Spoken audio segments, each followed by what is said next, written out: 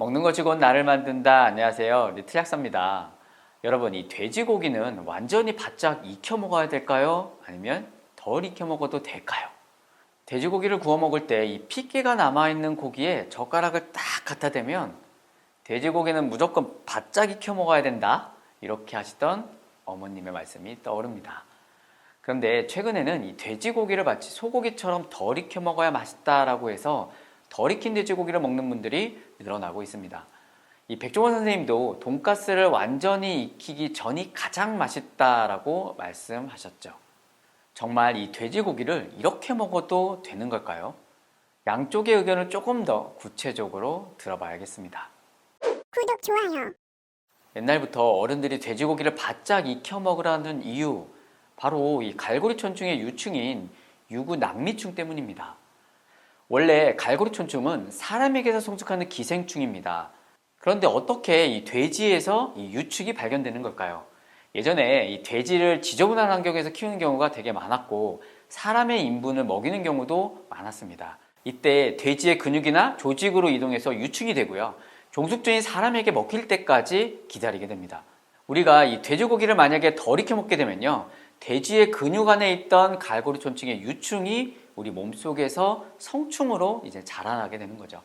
그런데 이 갈고리촌충은요, 성충보다는 이 유충이 더 문제가 큽니다. 이 유충은 장에서뿐 아니라 혈류를 타고 사람의 근육과 심장, 뇌 등의 장기로 이동해서요, 설사라든지 복통을 일으키는 것뿐 아니라 간질을 일으킬 수도 있고요. 심지어는 사망에까지 이를 수 있다라고 합니다. 그래서 예전에는 돼지고기는 무조건 바짝 익혀 먹어야 된다라고 해왔던 겁니다. 그런데 최근 들어 돼지고기를 덜 익혀 먹어도 괜찮다라고 하는 그 이유는 뭘까요? 구독, 좋아요. 바로 한국에서 유구낭미충은 완전히 박멸됐기 때문입니다.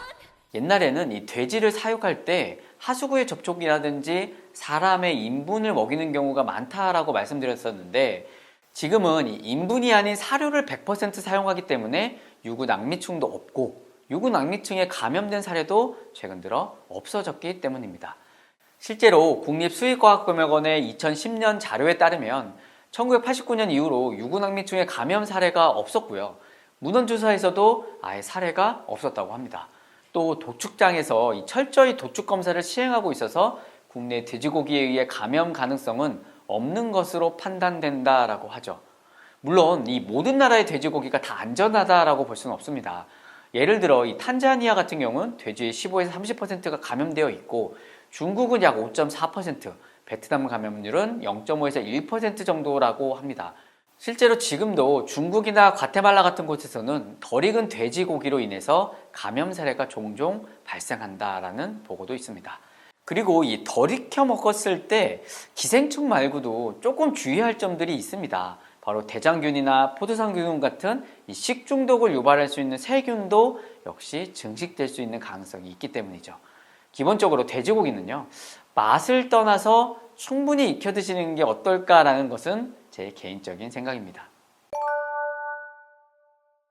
물론 충분히 익혀 먹어야 한다라고 해서 바짝 태워서 드시라는 이야기는 아닙니다. 벼룩 잡다가 이 초가상간 태우는 격이 될 수도 있기 때문이죠. 식약처에 발간한 자료에 따르면요, 이 돼지고기를 높은 온도에서 조리하면 조리할수록 발암물질이죠, HCA, 즉 아민유의 생성량이 증가된다라고 합니다. 그래서 이를 예방하기 위해 전자레인지에 2분 정도 데워서 생성된 육즙을 좀 버리고요, 끓이거나 찌는 게 좋다라고 합니다. 만약에 굽는다면요, 조리 온도는 가능한 한 낮게, 직화구이는 피하고 조리 시간을 짧게 하는 경우가 좋다고 하네요. 그리고 이 조리 시 항산화제나 올리고당 같은 식이섬유들을 조금 첨가하면요, HCA 즉 아민유가 좀 줄어든다고 하니까 참고해 보시면 좋겠습니다. 그래서 이 돼지고기를 좀 건강하게 먹을 수 있는 방법은 사실은 굽는 것보다 물에 삶아서 수육으로 드시는 게 가장 좋겠습니다. 자, 요즘 유행하고 있는 이 돼지고기 덜 익혀 먹기, 여러분은 어떻게 드실 건가요? 저는 사실 개인적으로는요, 이 맛보다는 안전을 추구하는 성격입니다.